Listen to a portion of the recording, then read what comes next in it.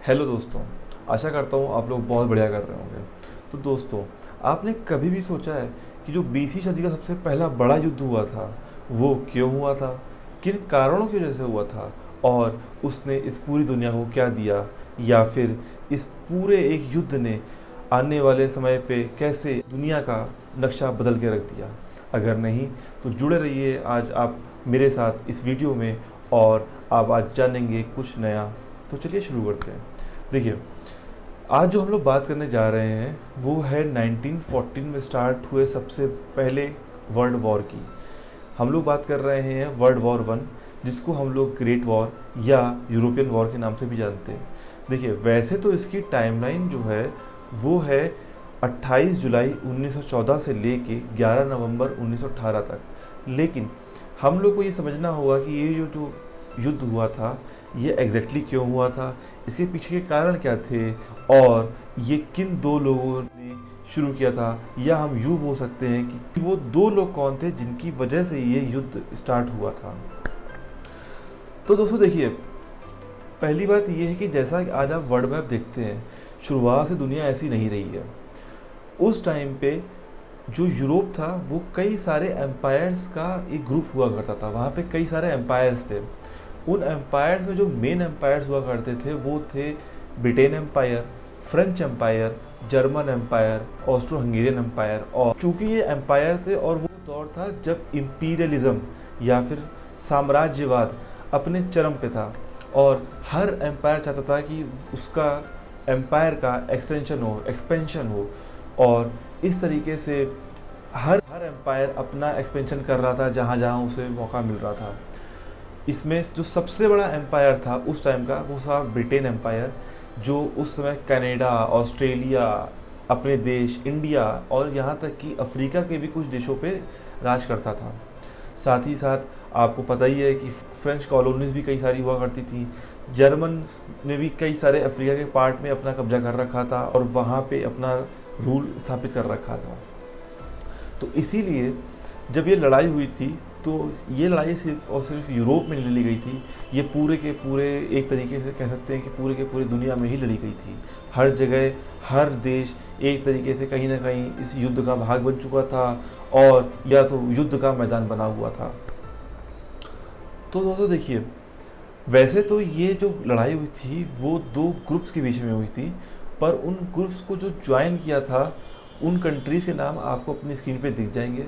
और जो ये दो ग्रुप्स थे उनका नाम था, पहला सेंट्रल पावर, जिसमें आते थे empire like Austro Hungarian empire, German empire और ऑटोमन एम्पायर।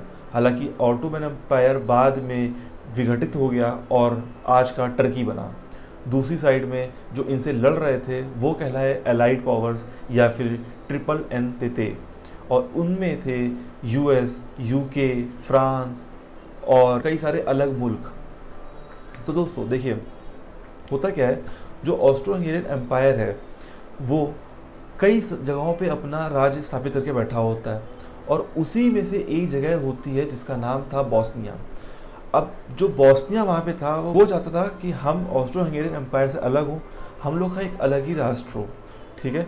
अब जो बॉस्निया आप देखेंगे मैप में, वो बॉस्निया एक्चुअली में सर्बिया के पास था, और इस पूरे के पूरे विद्रोह को कहीं ना कहीं सर्बिया सपोर्ट कर रहा था।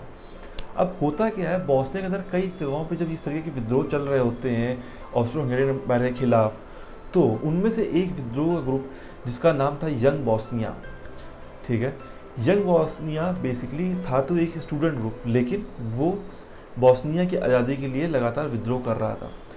तो ये यंग बॉस्निया ग्रुप है, उसमें से 6 बंदे प्लान बनाते हैं कि देखिए एक काम करते हैं, अगर हम लोग ऑस्ट्रो हंगेरियन एम्पायर के उत्तराधिकारी को हम लोग अगर मार देते हैं तो शायद से हम लोग को आज़ादी इनसे मिल जाए।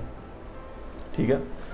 तो अब होता क्या है, वो एक प्लान बनाते हैं, और जब प्लान बन जाता है 22 जून 1914 का वो दिन होता है जिस दिन ऑस्ट्रो हंगेरियन एम्पायर के उत्तराधिकारी आर्च ड्यूक फ्रैंक फर्डिनांड अपनी वाइफ सोफी के साथ बॉस्निया के ही एक शहर सारायावो में जाते हैं, और तब उन पर ये अटैक होता है। सबसे पहले जो ये हमलावर होते हैं वो आर्च ड्यूक के काफिले पे ग्रेनेड से हमला करते हैं, और जिसमें आर्च ड्यूक के 2 सिपहसालार या 2 उनके खास लोग घायल हो जाते हैं और उनको हॉस्पिटल लेके जाया जाता है।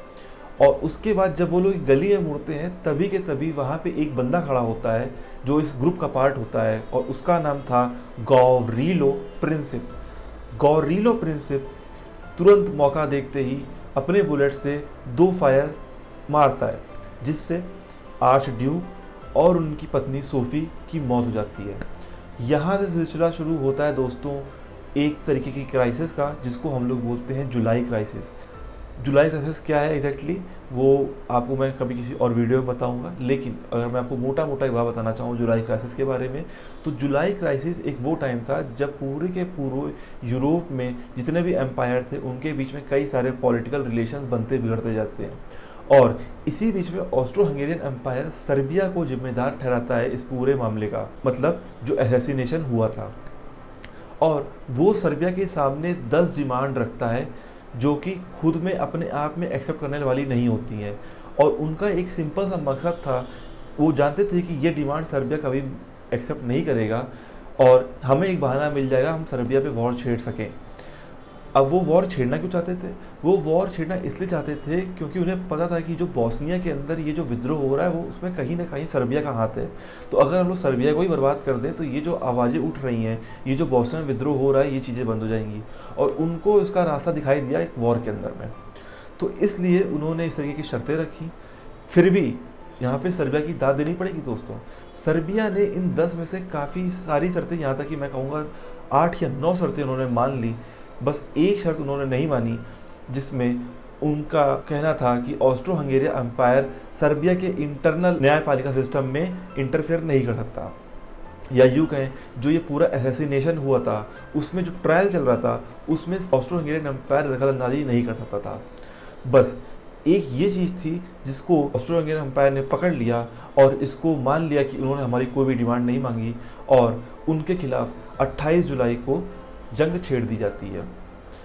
इस तरीके से वर्ल्ड वॉर 1 की शुरुआत हो जाती है, और ये ऑफिशियली पहला दिन है 28 जुलाई 1914, जिस दिन वर्ल्ड वॉर 1 शुरू होता है 2 कंट्रीज़ या 2 एम्पायर्स के बीच में। अब देखिए दोस्तों, होता क्या है, जो सर्बिया है उसका एलाई है रशिया, और ऑस्ट्रो हंगेरियन एम्पायर का जो एलाई है वो है जर्मन एम्पायर।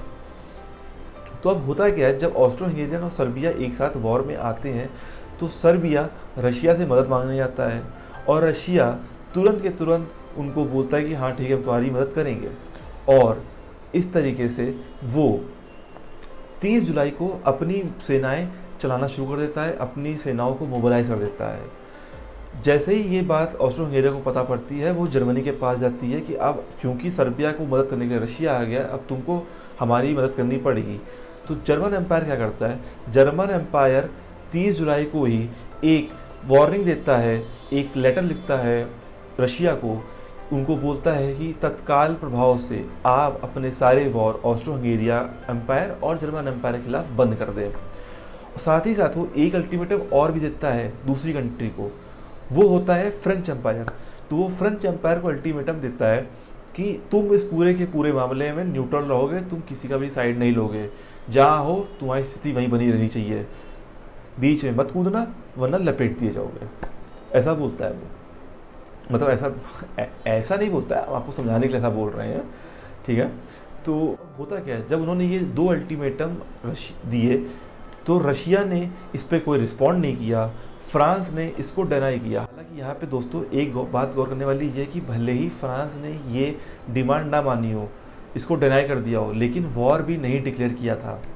लेकिन जर्मन्स को ये लगता है कि क्योंकि उन्होंने ये डिमांड नहीं मानी है हमारी, तो शायद से वो लोग हमारे खिलाफ वॉर करने वाले हैं, और चूंकि रशिया और फ्रांस एक तरीके से अलाई होते हैं तो जर्मन्स को लगता है कि वो दोनों तरफ से घिर चुके हैं।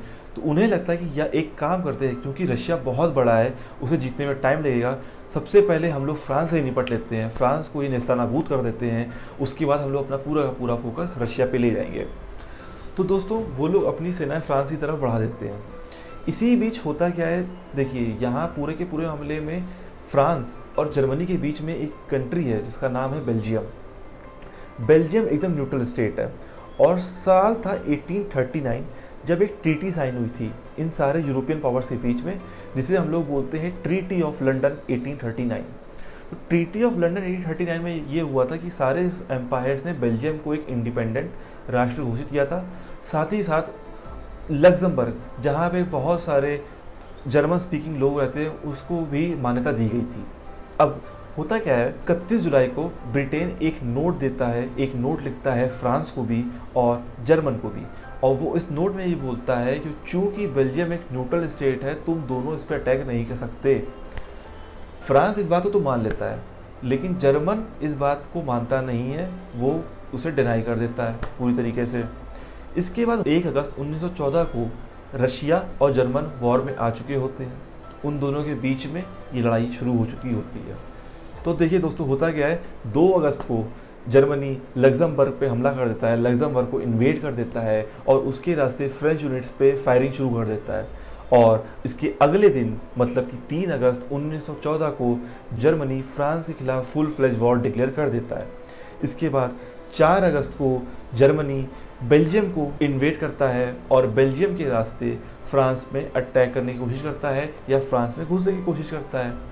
और इसी बीच चूँकि एक ट्रीटी ऑफ लंदन, जिसके बारे में मैंने आपको पहले बताया, ये साइन हो रखी होती है और बेल्जियम यहाँ पे अब इन्वॉल्व हो चुका है, तो ब्रिटेन भी अपनी आर्मी मैदान पे उतार देता है और इस तरीके से ब्रिटेन का भी इस वर्ल्ड वॉर में आना हो जाता है और ये सारे के सारे एम्पायर एक वॉर में हो चुके होते हैं।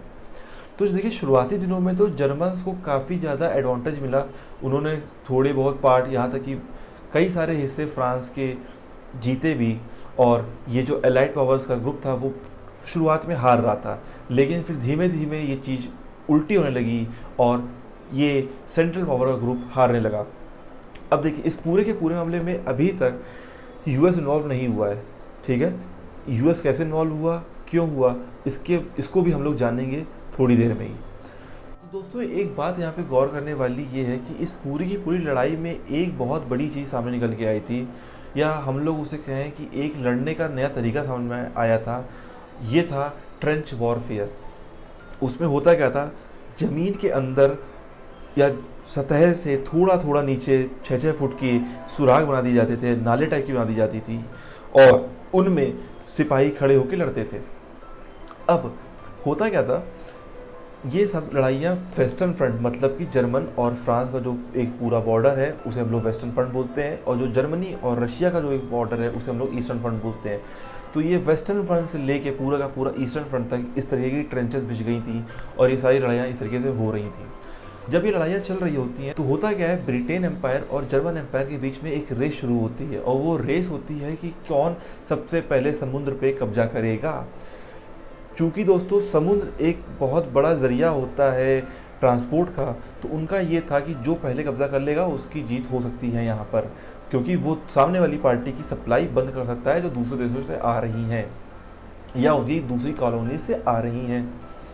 तो होता क्या है, जर्मन की जो सबमरीन होती हैं, जिनको हम लोग यू बोट के नाम से भी जानते हैं, ठीक है, जर्मन की सबमरीन एक बहुत बड़ा ऑफेंसिव प्लान जारी करती हैं, जिसमें वो लोग बिना किसी चेतावनी, बिना किसी वार्निंग के या बिना किसी अल्टीमेटम के अपने दुश्मन देशों के या कोई भी शिप जो उस वॉर जोन में आ रहा होगा उसको डिस्ट्रॉय कर देंगी, ठीक है।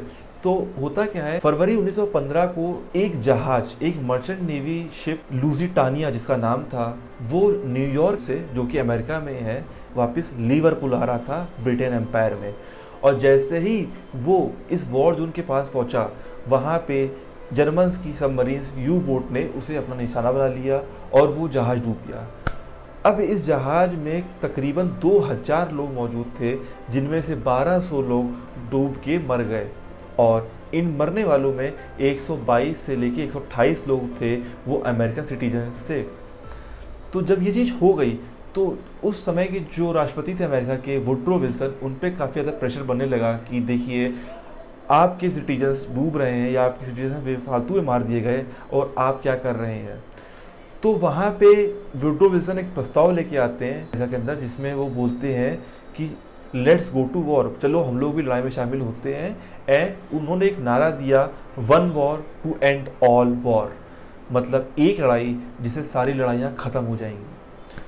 और वैसे तो कई लोग बोलते हैं कि इसके पीछे और भी कई कारण थे अमेरिका को अंदर आने के, जैसे कि पहला बेल्जियम का इन्वेजन बाय जर्मन्स, और जर्मन द्वारा उन पे करी जा रही सारी की सारी एट्रोसिटीज़ या जो अत्याचार उन पे करते जा रहे थे मासूम लोगों पर बेल्जियम के। और चूंकि अमेरिका हमेशा से ही डेमोक्रेसी और ह्यूमन राइट्स का फ्लैग बिरर रहा है, तो उन्होंने इस चीज़ को भी काफ़ी सीरियसली लिया। तीसरी जो चीज़ सबसे बड़ी थी वो था अमेरिकन कंपनीज़ द्वारा या उनकी इन्वेस्टमेंट बैंक्स द्वारा एलाइड पावर्स को दिया हुआ लोन और क्रेडिट।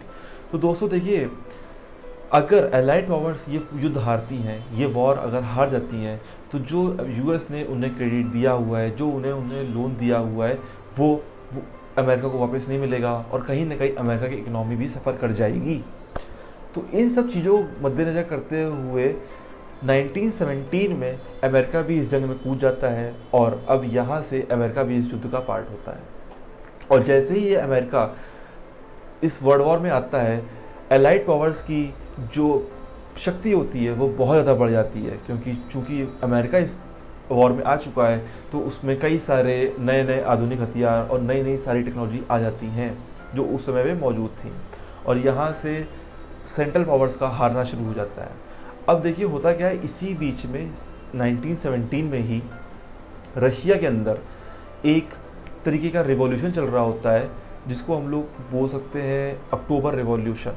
तो होता क्या है इस देखिए रिवॉल्यूशन में, रशियन एम्पायर को एक सिंगल आदमी उस समय रूल कर रहा होता था, मोनार्की टाइप की चीज़ होती है वहाँ पे, और उसको उस समय बुलाया था ज़ार। तो जो वहाँ के उस समय ज़ार थे उनका नाम था ज़ार निकोलस II, और ज़ार निकोलस II अपने रशिया के लोगों को, ख़ास तौर की जो निम्न मध्यम वर्ग से थे और जो मजदूर थे या जो छोटे तबके के लोग थे, उनको ज़बरदस्ती इस वॉर में भेजा जा रहा था, और इसमें काफ़ी ज़्यादा मौतें हो रही थी रशियंस की, जिसकी वजह से यहाँ पे लड़ाइयाँ शुरू हो गई। और इसके बाद होता क्या है दोस्तों, वहाँ पे जब रिवॉल्यूशन शुरू होता है तो वहाँ पे तख्ता पलट कर दिया जाता है बाय ग्रुप ऑफ पीपल, और जिनको लीड कर रहे थे व्लादिमीर लेनिन। मैं बिल्कुल श्योर हूँ कि आपने लेनिन का नाम ज़रूर सुना होगा। तो रशिया में ये 1917 में जब तख्ता पलट हो जाता है, व्लादिमीर लेनिन आ जाते हैं सत्ता में, तो वो लोग सबसे पहले जर्मनी के साथ ट्रीटी साइन करते हैं और बोलते हैं भैया अब हमसे ना हो पाएगा, हम लोग मुक्ति पाते हैं, हम लोग का टाटा बाय गया, ख़त्म, अब हम लोग वॉर नहीं करेंगे। तो इस तरीके से रशिया इस वॉर से बाहर हो जाता है। फिर धीमे धीमे जब एलाइड पावर्स की शक्तियाँ बढ़ती जाती हैं, ये अटैक बढ़ते जाते हैं, तो सेंट्रल पावर्स में जो दो बड़े एम्पायर थे, ऑटोमन एम्पायर और ऑस्ट्रो हंगेरियन एम्पायर, ये लोग भी सीज़ फायर कर देते हैं, ये लोग भी युद्ध विराम की घोषणा कर देते हैं, और जर्मनी अब अकेला बचता है। लेकिन फिर भी जर्मनी पीछे नहीं हटता और वो लगातार युद्ध लड़ता रहता है। तो अब होता है क्या है, एलाइड पावर्स जो पूरा का पूरा इतने सारे कंट्रीज का ग्रुप होता है, वो इकट्ठा जर्मनी पे वॉर करता है, जर्मनी से लड़ता है।